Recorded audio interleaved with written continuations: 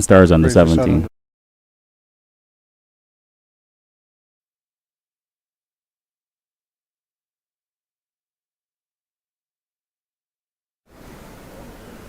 A very good day to one and all as we welcome you here to Gilbert Park in Bracken Castle here in central Trinidad, in Coover to be exact, where we are just standing by, hoping, keeping our fingers crossed that we will get some kind of play today in a very important game in this Cricket West Indies Rising Stars under 17 tournament. I'm Ruskin Mark, and the man you see to my left here is the manager of the Barbados team. They're the current leaders, Mr. Dwayne Best. So, Manager Best, let me welcome you. Hi, good morning, Ruskin. Here, thank but you. Of course, to Trinidad and Tobago. And how's the stay been so far? Raining. It's not bad. You're staying at Metro. The boys have been relatively comfortable there. Places nearby where they could go get something to eat. So they're comfortable. And that's good. And you know, boys will be boys. They're always looking for something to do. Definitely. And are similar to home. Is that your understanding, or how do you kind of simulate what they're accustomed to at home? Here? Yeah. Well, for certain, we begin to let them know that it's going to be different. So the food won't taste the same. Right. What we try to do is keep a routine. So, for example, I've tried to build a relationship with the caterers so that it won't be exact, but something close to what they would get at home. Yeah. What is the biggest thing you've had to adjustment you feel you've had to make? The pitches. The pitches. The pitches. Yeah, the pitches here are a lot slower, so that has been the biggest transition I think for us coming here. Well, that's good because you're accustomed to maybe truer pitches. Yeah, pitches where you can play through the line. More, yeah. And why is that? What is this about? Is it just the way you prepare pitches, or just the natural? Because we're saying Barbados, you could just roll any part of Barbados, you can make a pitch.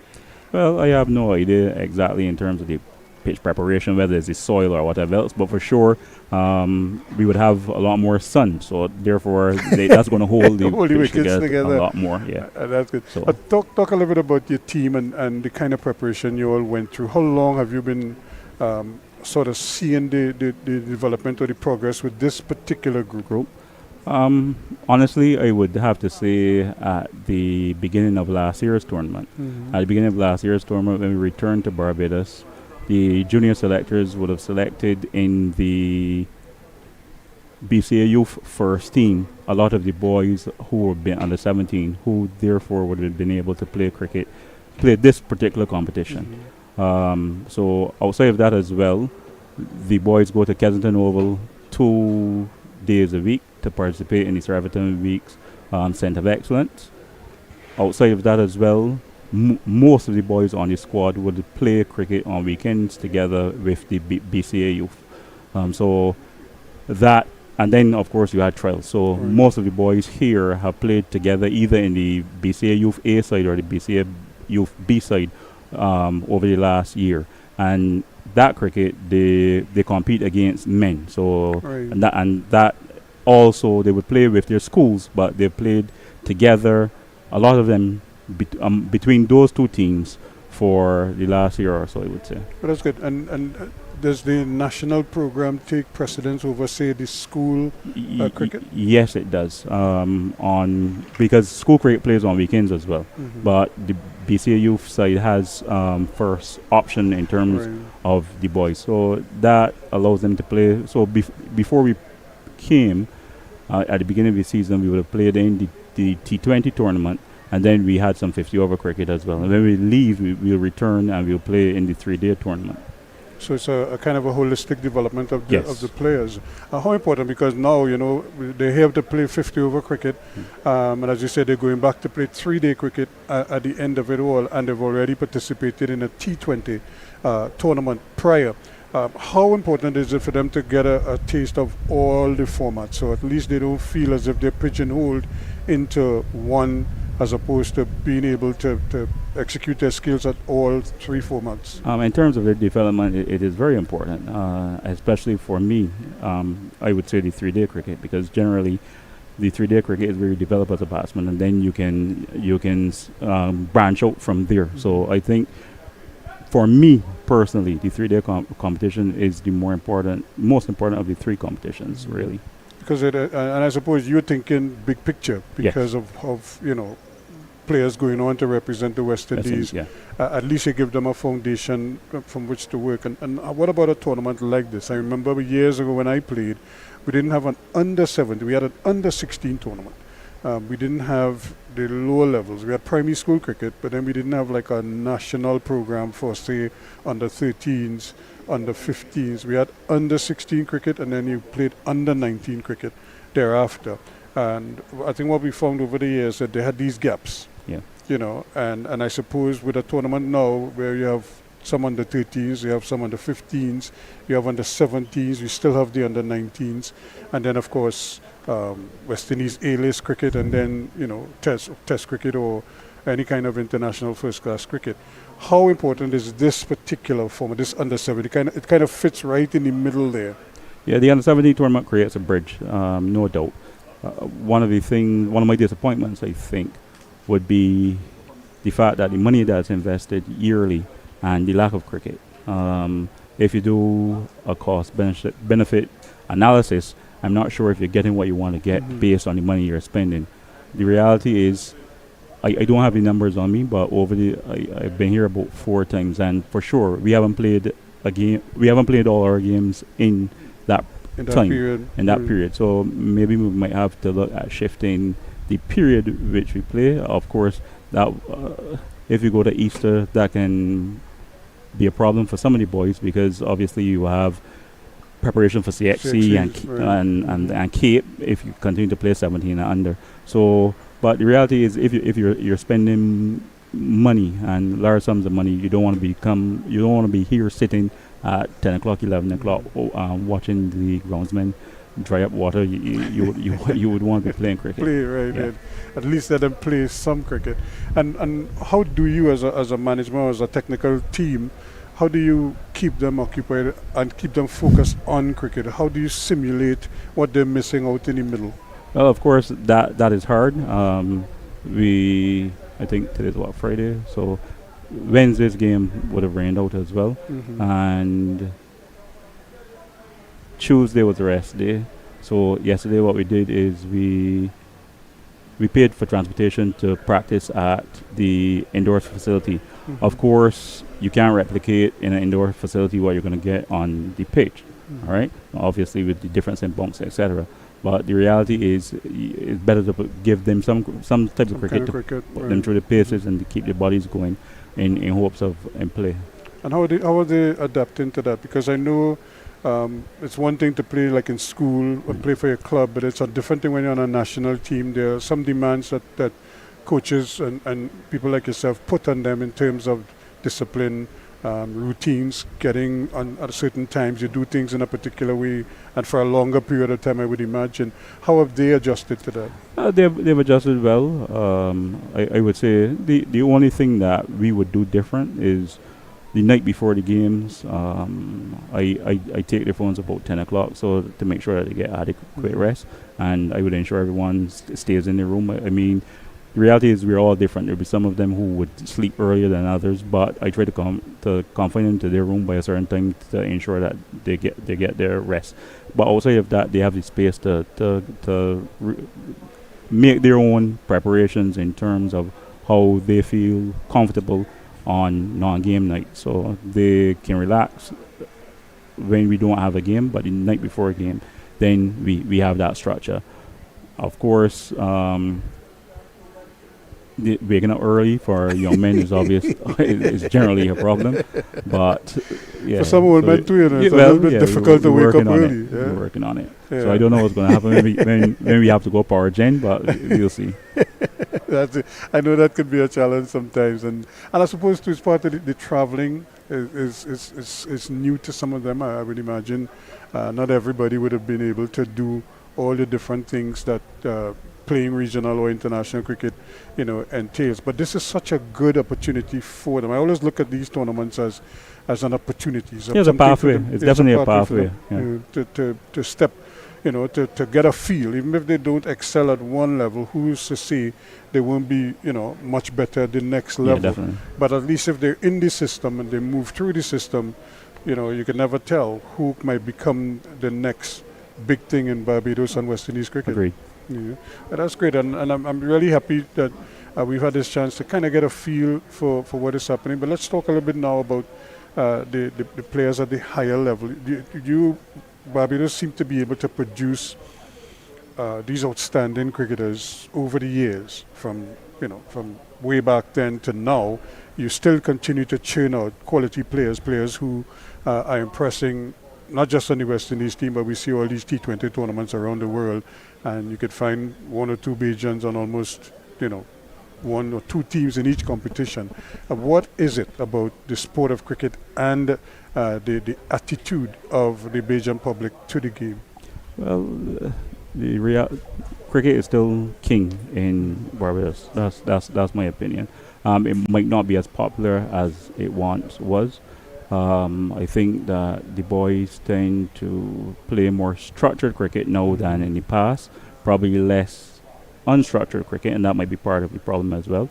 But there are structures in place. There are many tournaments. So there's the primary school tournament in Barbados. There's also the under 13 private tournament outside of the BC, etc. So there are many opportunities for young men to play cricket in Barbados, and I think that is why, and of course having many role models and stuff to look up to, that definitely helps. Of course, when you talk of school, a lot of them go to the schools that some of these former star players would have attended themselves. So they have these, like you said, they have these role models, and they have these examples right in front of them. They at least could talk to them, those who are still with us, they can talk to them, and some of the senior players could mentor these youngsters. Yes, definitely. And that's great, and at least it's a system, but that is part of the beauty of having an established institution that has Structure. been, playing cricket and excelling at cricket, so that anybody coming after could look at these examples and dream of filling those shoes, in the not too distant future. You're leading in this tournament right now. How do you, it's one thing to be hunting somebody. It's the next thing to be leading and people hunting you. How do you kind of ease their minds and don't let them worry too much about that, but play the moment? Well, the reality is that the two teams that are close to us are the teams we have to play, which would hopefully be Jamaica today, I'm not sure, and Trinidad on Sunday. So it's basically stay in the moment. We've spoken ad nauseum on tour about not worrying about the result and worrying about the process, and that is our goal. The result will take care of itself as long as the process, as long as we stick to the process. So unfortunately, toss and stuff will come into play, and the weather conditions. That's the unfortunate. Those are the things you can't control. We can't control those, right? So we have to control the things that we can. And given the structure of the tournament, the two things that we have to try to do is win and maximize bowling, fast bowling points. So that's what we'll try to do. And as you've seen on display here thus far, we came to Trinidad with four quality seamers: Jataria Prescott, Kieron King, Shaquan Bell, and Dre Springer. And I suppose, and that is based, well, they probably would have made the team anyway, but given the added incentive of getting the bonus points as a result of their successes, probably worked in your favor. Yeah, and as fast bowling is the backbone of Barbados cricket, that's the reality. So I think we would be traveling with 4. Last year we actually traveled with 5. So that's what we do. And that's good. But you think that is a good incentive for the young men, the way it's structured, because you have to bowl 20% of the overs must be done by the fast bowlers, and especially even in the power play, half of them would have to be finished by the fast bowlers, a fair percentage of them. So there are rules in place as well for them, and I suppose you will explain that to the players, to the captain, so that he knows what he's doing out there. Yeah, well, I think the incentive is good because West Indies cricket is built when we were successful, we were built on fast bowling. And at the end of the day, if we want fast bowlers in the cricket, the reality is the fear of getting hit drives fear in a batsman. So we have to put the structures in place to encourage fast bowling. That's great. And so hopefully, Dwayne, let me thank you for spending a little time with us. I want to wish you all the best, continued success. And hopefully we'll get some play here. The sun is on. This is probably the worst thing about cricket, is that you can sit and watch and you're saying sun is shining, the outfield looks good, the roller is on the wicket, but you can't play because it's still a little too soft. Yeah. All right, thanks for your time, Marston. Thanks so much, Dwayne. Right. I appreciate it. Yeah.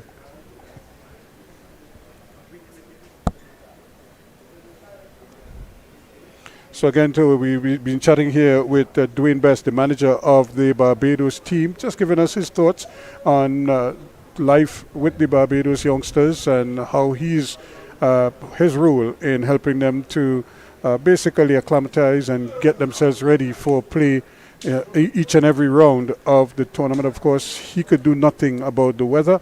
That's just something that we all have to live with, so to speak. But it's in between the rainfall, as we say, when they do get to play, that he and his coaches and the players, they're the ones who have to go out there and try to take care of business. So again, that's the situation here. We're still waiting. We may have an inspection a little bit. Dwayne, could you just tell me what is they're going to inspect at a particular? I think at 12. At 12 Yeah, o'clock. 12 again. And then we'll have a better update for you as to where we go from there. Remember, we're out here in a nice, bright and sunny Brecon Castle, out here at Gilbert Park in central Trinidad, and we'll have more in a short while.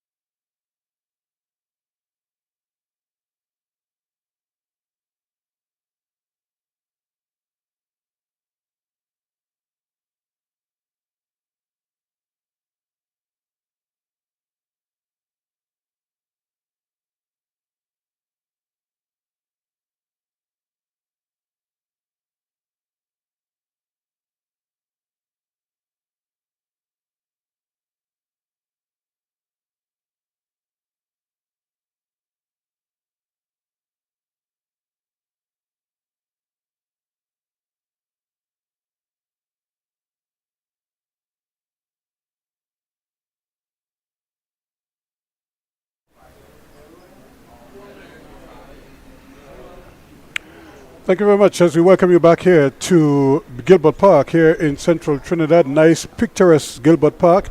And I'm joined now by Mr. Ephraim McLeod, the manager of the Jamaica team.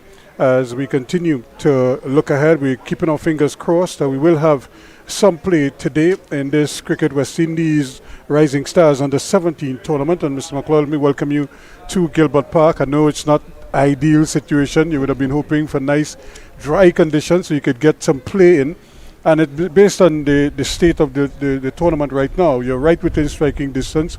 This is a game you feel you have to win. Definitely we have to win this in order to stay in line with the leaders, and once we get some play, the boys is understanding of the position we are in and what we need to do. So I think we are ready and open to come out with a good result once we get some play. And that's the thing. And I mean, these are under 17 kids, and how difficult, because you can't push them too hard because you don't want them to sulk if you feel like if you're picking on them. So how do you manage that aspect of it, to discipline them, yes, but to encourage them more so? Yes, it's a bit difficult, but I think most of them understand myself and the coach very well, because we take them through situations like these at home before we get here. We let them know that we're coming to play hard, professional cricket, even though they're not getting paid. But if they want to go to the higher level, this is what is expected, and this is our situation that they will have to go through. So this is just preparation to go to the other level. I know I was just speaking to Dwayne Best, the manager of the Barbados team, and I was asking him how it is Barbados is able to produce so many outstanding cricketers for West Indies, especially fast bowlers through the years. And he was saying to me that cricket is still king in Barbados. Cricket is in a battle with track and field in Jamaica and football. So how do you youngsters playing enough cricket, you feel, so that you now have a pool to choose from, a wide enough pool? I don't think we are getting enough, because a lot of the schools are not playing any cricket now, because they are of the opinion that cricket is too expensive. But what I try saying to them when I spoke with anybody from the school is that cricket is expensive for the first year. Yes, bat and things is expensive, but if you buy bats and gloves and things this year, you don't have to buy next year. While with the football, you have to buy 2 and 3 pairs of football boots for one player this year, and you have to buy next year again. So I think that one of the things that we need to do in the schools is think about it, look at it from a rational level, and come up with it. One of the other downfall is that at football games, people will pay to come in, even at the schoolboy level, but they're not doing that for cricket. Right. So the people with the money at the school will say, well, cricket is not carrying in any money, it is taking out, but football is carrying in. So that's part of our problem. But I suppose it has to be a holistic view of the sport, because for all intents and purposes, when the West Indies, as a team or as an entity would do well, everybody in the region seems to get a lift. Definitely, including the same footballers, the same track and right. field people. And this one is, I keep saying to some of my home media people that if cricket is being shown on the TV, because like in Jamaica now, you only get cricket like on the internet. You don't get it on the local channels. Everybody don't have the cable and the thing. But when cricket is shown widely, you pass on the street and you see guys playing cricket. But now they see football every day, so you see them gravitated to football. And one of the other things that I try to tell people is that cricket now, where cricket is now, it is easier to give the youngsters a trip overseas and to help them to gain, because you don't have to play for Jamaica anymore to earn from cricket. There is so much league that is going on all over the world. You can make a good living a good living from cricket easier than from football. right? So it's just I think that more education needs to be done to the wider public. Any of the members on your team currently are like dual sport athletes? Do you Yes, have we have people who play football for their footballers, for and some their- of them are probably track and field Right, stars yes, as well. yes. So they probably at some point may have to make a choice as to Right, which direction, right, as to which which direction. direction they go. And I say that because I remember when I played, I think it was Newman, was it a Seymour Newman? Was a fast bowler, right. but he went to track and Track field. and field. And then Michael Holden, who Holden. played with him, went to cricket. Right. And Holden, as we all know, I think still has a few records back in school from his track and field because days. one of our fast bowler here, he's just back from Europe on a football stint. He tried A to trial, a trial thing, but he's here, and so you have about 4 of them here now. That once we get back to Jamaica, they'll be going into their football training for their for their club or schools and whatever. schools. Yeah. Right. And I feel at this age, it's still good for them to have these options. Right, But right. because sooner or later, maybe in another year or two, they're going to have to make a decision As to where one they way go. or the other, because Right. then it's about becoming professional. That's right. And putting all your energies into that, because very rarely do you have players playing at the highest level now, playing two sports, sports, because very the rare. timing is just Right. there's no cricket No season cricket anymore. season you know. anymore. It's all around You know, cricket you- now. Yeah, you play Yes, cricket any yes. time of the year. You may not be playing in your home, but you could play Yeah, somewhere else. somewhere else. Because I can give you an example. Andre Russell, he was a goalkeeper for his school team and a wicket keeper the cricket for team. the cricket team. He's now a fast bowler over the world. so you have to try to allow them to go as far as they want to doing dual sports, and then at the end of that make a they decision. make a decision as to which Which they way think they is the go. best. But what about this group of players that you have here? I mean, we know they have the incentives for fast bowlers. What is your fast bowling crop like? Well, we have one of the fast bowlers that should have been here. He's going to Sri Lanka with the West Indies team. That's James. We have 3 fairly reasonable fast bowler here and 2 medium pace. But with time, they will get there. These guys have been traveling for the first time now for cricket, and How has that been like for them, for you as a manager, to kind of mold them and let them, or try to simulate what they're accustomed to at home to what they're right. Well, experiencing now? I have been trying, and the coach we've been working with them. We've been explaining to them right through our preparation period that what you're seeing here, what you're doing here, is not what you're going to be seeing on tour. It's not how things is going to be operating on tour. The food that you're eating now is not what you're going to see, Right. and so we try our best, and I think it's not going down too badly. Well, that's good. But of course, it's a great opportunity for them. One, to be on a national team at such a young age. And because now you're thinking, well, boy, the sky is the limit. Because it Right. opens their eyes. Because I always tell people, when you travel, it sort of cuts out years of your training, because the way you develop, you seem to develop quicker when you're in this When kind you're of an in- environment. Definitely, And because you see things, as a player, you understand right, what the right, coaches are right. telling you a little bit better, because you're seeing Exactly, because you travel out, you meet new people. Some of the things that the coach tell you at home, you might come here and hear the same thing from somebody else. So you realize now that, what coach is saying, it is a thing. So it's a good thing.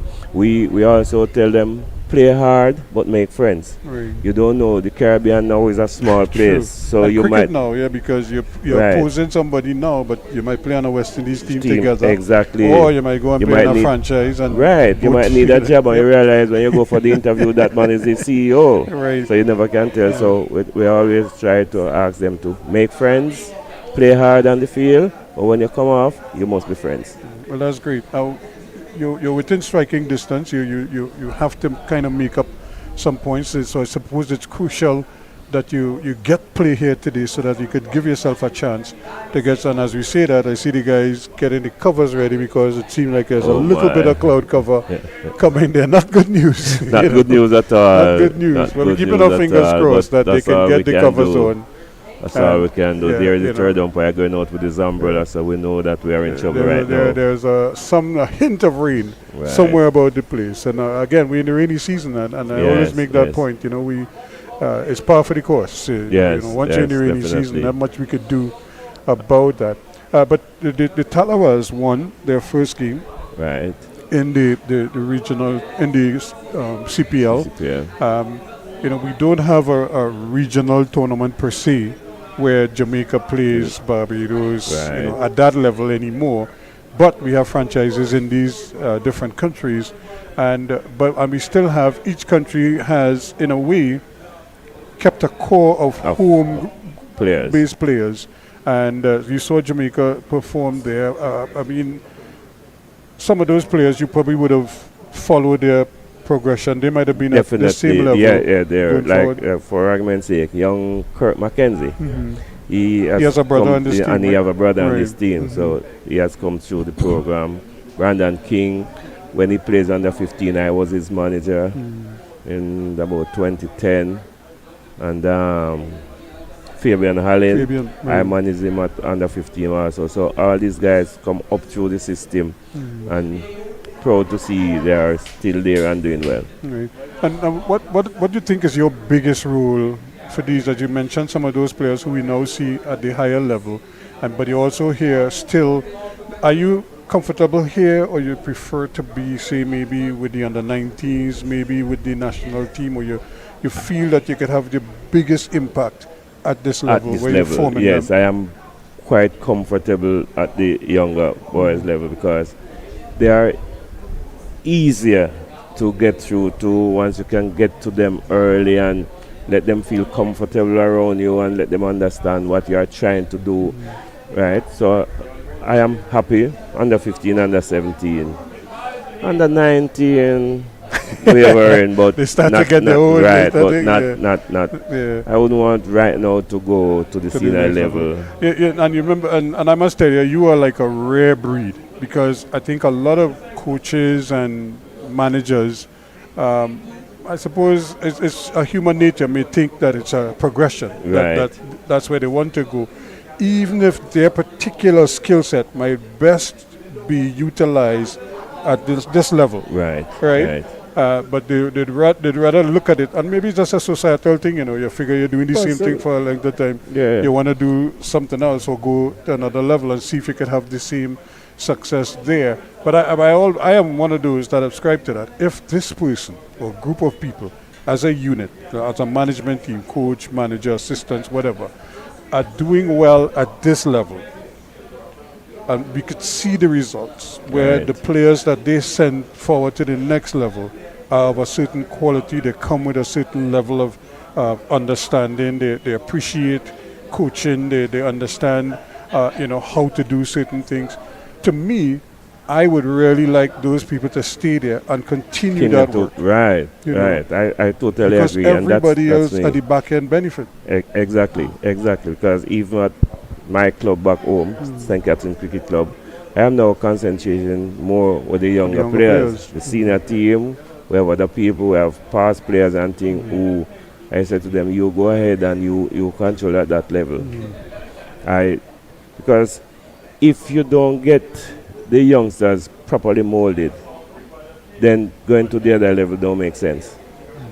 So that's what I think. Because there's a gap. They're missing certain things when they get to that next level. And quite often we've seen that all the time, you know, when incidents happen and you could actually trace it back to something that might have happened before, and it wasn't addressed at that level. Definitely. And they got away with it there, so they feel they can get away with it. It goes through with them. And then when it happens there, everybody throw their hand up now and say yes. But if you have people like yourselves who are there, could catch it at that level, you see it. And then as a group, you all figure, look, this is how we're going to deal with this, whether it's disciplinary, whether it's technical, whatever it is. You see it, you address it, and you kind of help them to work through it. That's right. And, That's right. you know, Because and when we have our meetings here, when we have our team meetings, everybody have their say.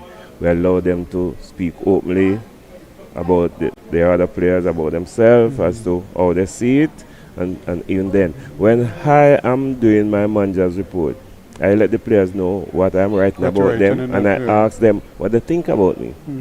Because it makes no sense that you get up and you write something about this player. The player don't know that is what to say. Right. So I explain all of these to them. Right. So and, they and, understand and that is, exactly. And that is a rare thing, because a lot of times what coaches or managers say about players, invariably the players hear it for the first time when it's in the when news. you get to the other, You yes, know, definitely. something like that, or Right. coming from the board or something like that, and then you know, they're blindsided by it because they've never Exactly. heard it or Read it haven't seen before, it. right. You know, but now that you're telling them, look, this is what I'm writing, Yeah. and however player could come to you now and say, coach, you know, okay, all day writing this and this, I did so and so and so to address that particular issue. Exactly. You know, so maybe you might actually decide, look, let me tone down what I'm writing That's here, right. That's because right. you saw what the player did to address To whatever address the what issue I said to them is earlier maybe. on. So Yes, that's so I'm glad that you are using that approach, and I'm glad other people can hear about that particular approach now,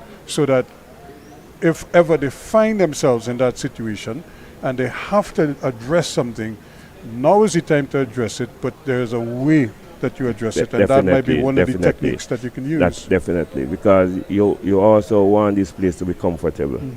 Because if they are not comfortable, if they are worrying about what money is going to say or what coach is going to say, if they are worried about getting out or anything like that, then performance is going to be low. Right. But that's great. Now we have a nice shot of the players just relaxing, enjoying themselves. They, of course, they must be very disappointed to see the covers being put back on at the moment. But so far, no rain just yet. So we're still keeping our fingers crossed. Maybe the wind will pick up and just blow those clouds past the ground and allow us the opportunity to probably get some play later on. I remember about 3-4 weeks ago in the women's tournament here, on this very ground, we had a similar situation like this, and then the sun came out after. There was rain, the ground was a little bit soggy, it dried out fairly nicely. The guys did an excellent job mopping up, and then we still got a full game, well, not a full game, but we got a game in subsequently later on. And so I'm keeping my fingers crossed that a similar thing can happen here today, because I know just how important Definitely. this particular... We're hopeful, and we hope that we can get some play, because they are here to play cricket, and it's best to have them play, but you can't put them out there if it's dangerous to them. Right. How are you, because the last round of matches were rained out, have you been able to use maybe the indoor facilities to get them some work? Yes, we get a session there yesterday. We did some fielding on the field and the outfield, and then we're going to the indoor and get a good session in the mid-day region. So we were happy for that, and that was good. And I was telling them earlier that we just had a coaching assignment here, not cricket, but track and field. Okay. I think from the ministry in Jamaica, or through the ministry in Jamaica, because I know recently our sports minister visited Jamaica, right. and they held their discussions, and they even signed an MOU to that regard. And I think this is the first phase of that, where we had some coaches from Jamaica, or at least one top-level coach working with our coaches here in track and field, as we start to build that, that understanding and build that synergy between the two countries in the area of track and field. And I want to believe if it starts at track and field, it shouldn't end with there. It should go on to all sports. I think it could work for all sports. But what it is in Jamaica, why are you guys so good at developing talent, homegrown talent? Because remember, we used to use the United States as finishing school. And Jamaica to an extent as well. But then Jamaica kind of made a twist. And they are now developing most of their talented players at home and keeping them at home before unleashing them on the world. There is a school in Jamaica by the name of GC Foster College. It turns out a lot of coaches. So most people who goes to GC is sports. Right. Cricket, football, track and field, and things like that. So I think that have a lot to do with our track and field program these days. And, Right, and when they leave GC, they're going to the schools and a better a product is because coming out of the there. product Yeah, is coming out because from the these are schools. qualified coaches Right, who right, know what they're doing. They're trained in these areas. right. And one of the areas that we see a lot more development now would be in the sort of non-traditional sports, because you know in the region we either have good sprinters or we have good distance runners. Right. Now we have good middle distance runners, and we have hurdlers, and we Right. have jumps and throws. Right. So right away you see that something is happening and it is really improving. So we hope that cricket will follow through Right. on this and we will get there soon. Well, that's good because it certainly is. Well, folks, that is the situation here. Despite Mr. McLeod and myself, best efforts to the weather, we can't control the weather, so we just and just getting. I'm just trying to glean from him what the situation is in the Jamaican camp and in Jamaica in particular as it pertains to sport and the sport of cricket, as you heard, the battle it has with football and track and field, and but we could all see the results on the world stage where Jamaican football is of a certain quality. Jamaican track and field, of course, especially in the sprints, is probably the top in the world. The Americans might want to beat me over the head about that, but I hope not too many of them are listening at this point in time. But you know, that's the reality for us. So we live with that.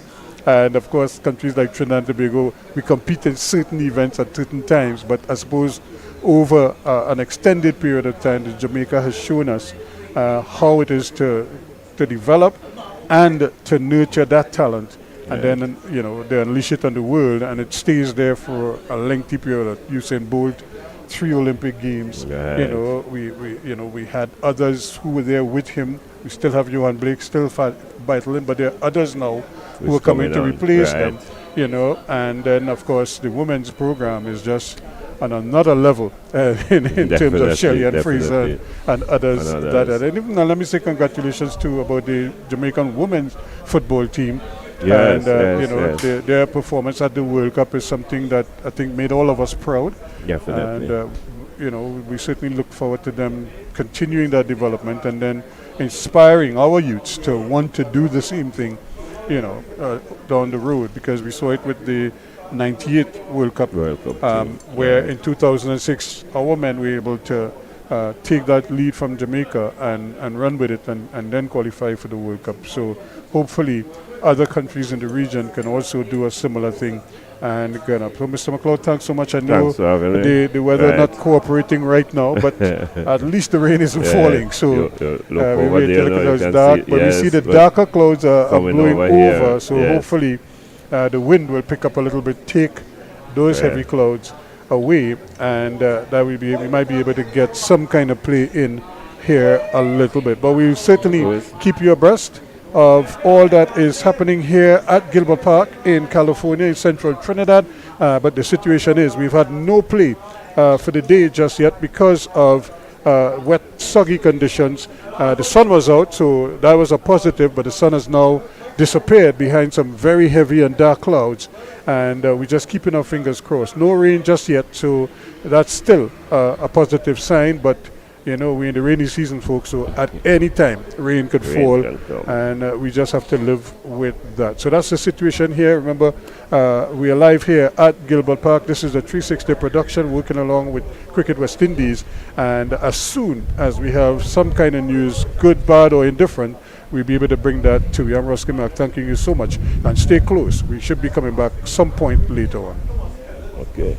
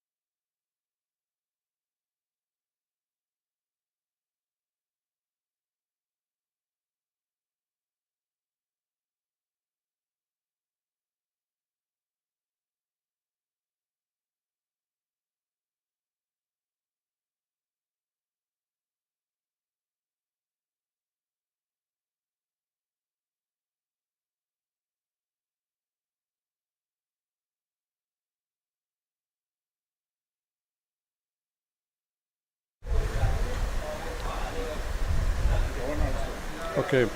Thank you very much. Well, as we continue to wait here, when we were here just a short,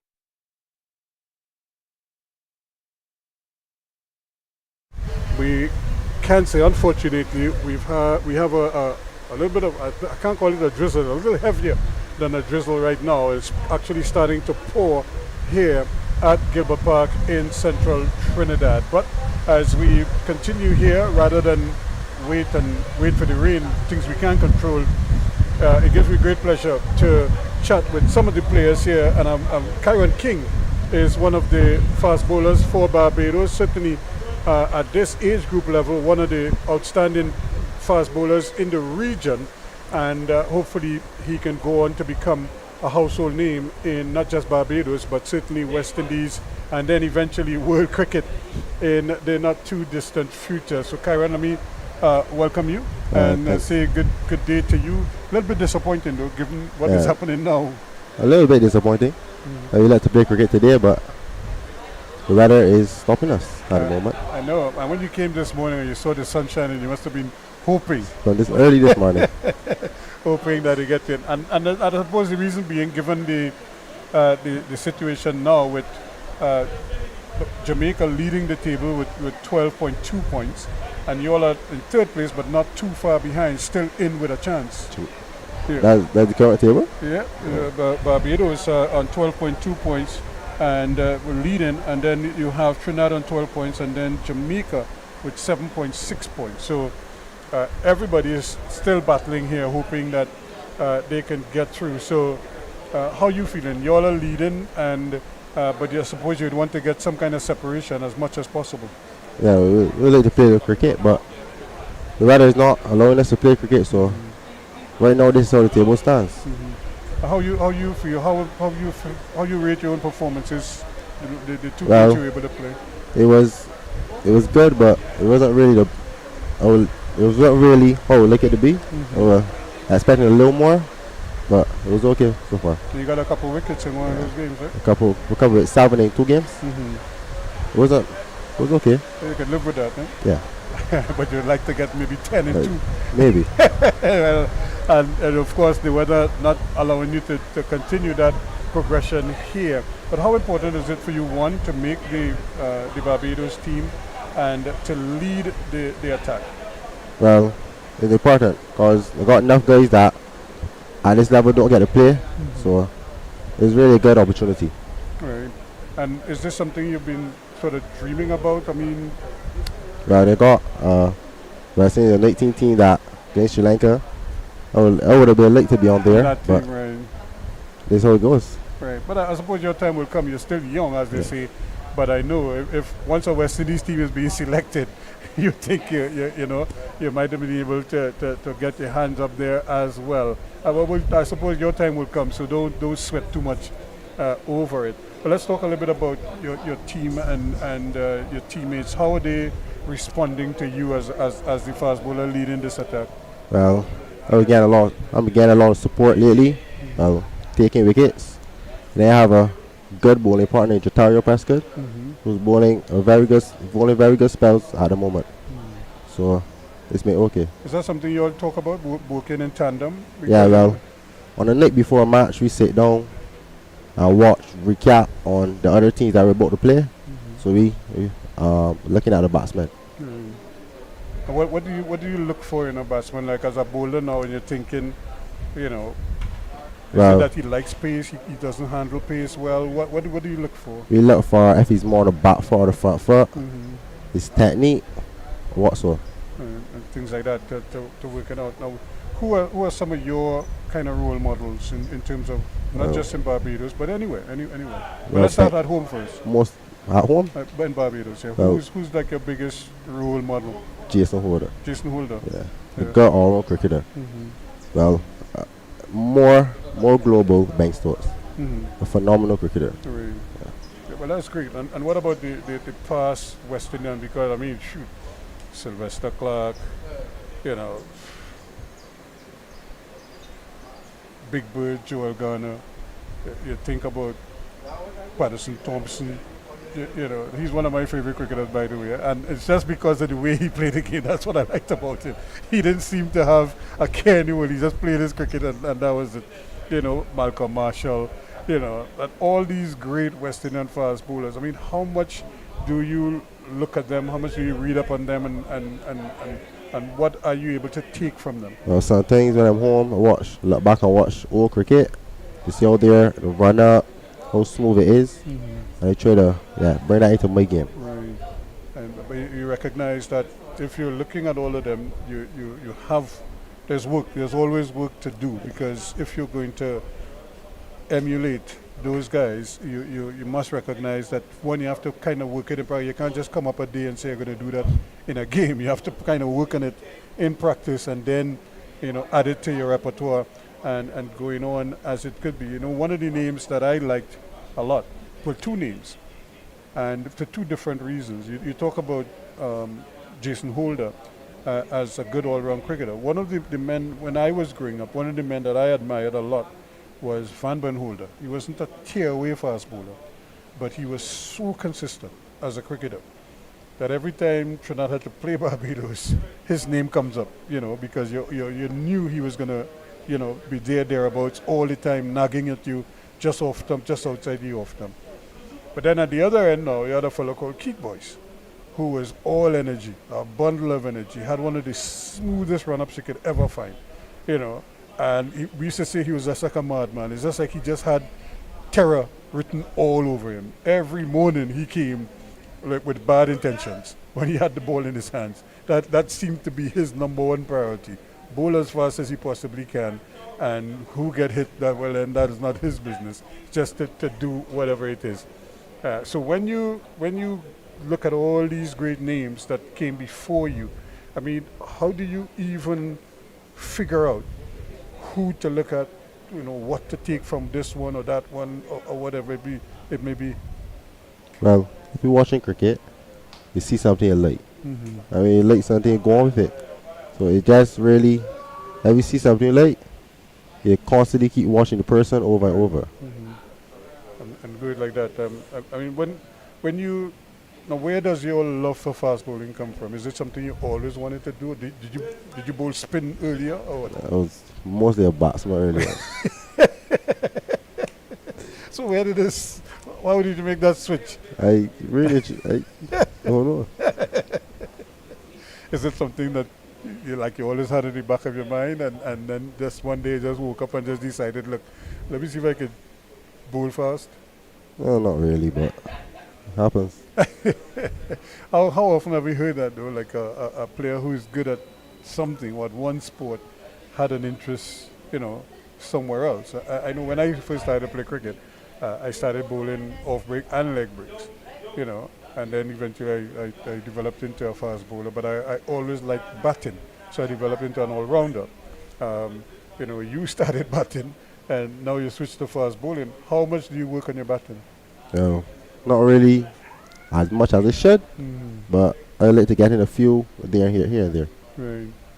Work on it because it just gives you another option. As you see now in world cricket, all-rounders rule, if you know what I mean. Yeah, you know, because every team is going to require you to maybe get a 10, 15 runs somewhere, you know, at some point at the back end. So it works out for you. But that's good. Now, based on what you've seen in the tournament so far, have you seen anybody else, any batsman or bowler who kind of caught your eye, somebody who you feel you need to look out for if you meet them again down the road, maybe in the final or something?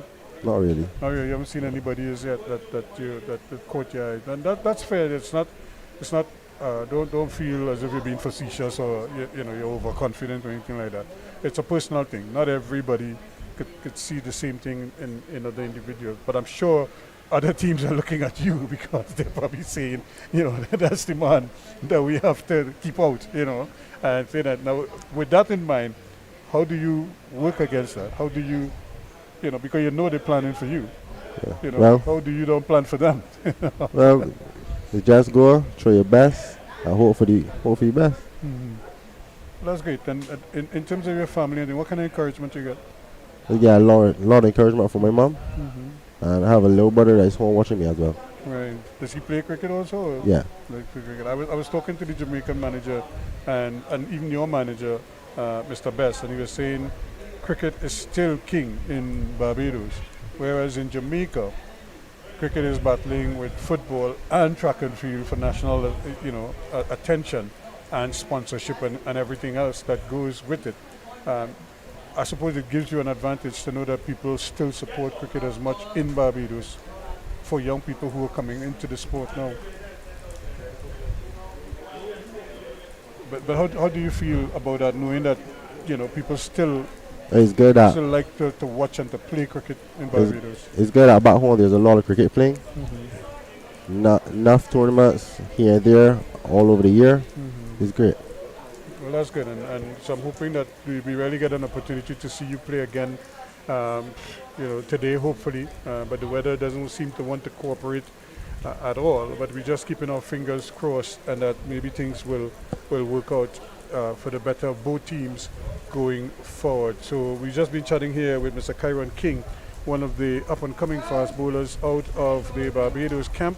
They are current leaders in the tournament, and of course this is what this tournament is all about, is showcasing and highlighting youngsters like these. Of course, this is a Rising Stars tournament, and he is one of our rising stars here in the region, emanating out of Barbados. But the situation here is not a good one. If you look at Kyron, he isn't too happy because he may not get that opportunity that he was craving for earlier this morning to get out there and showcase his talents. That's because we have some rain. It has subsided a little bit since it started about 4 or 5 minutes ago, but at the same time, we are not able to go out there, and the players are stuck in the dressing rooms or in the pavilion here with us at this time. But as soon as things clear up and we get a word from the umpires, we will be able to bring that to you. So once again, I'm Ruskin Mark, thanking you so much. Stay close. We may have more coming your way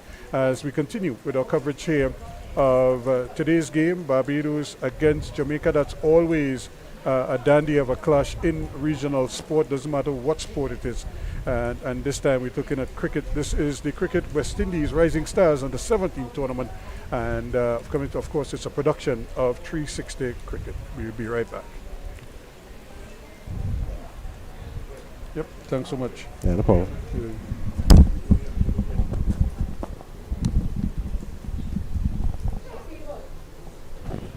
What do you guys do back in? Just watch TV, watch laps and that? With a great feeling. Does this ground remind you of any Barbados at all? Just in the ambience? Does this remind you of any of the grounds back home?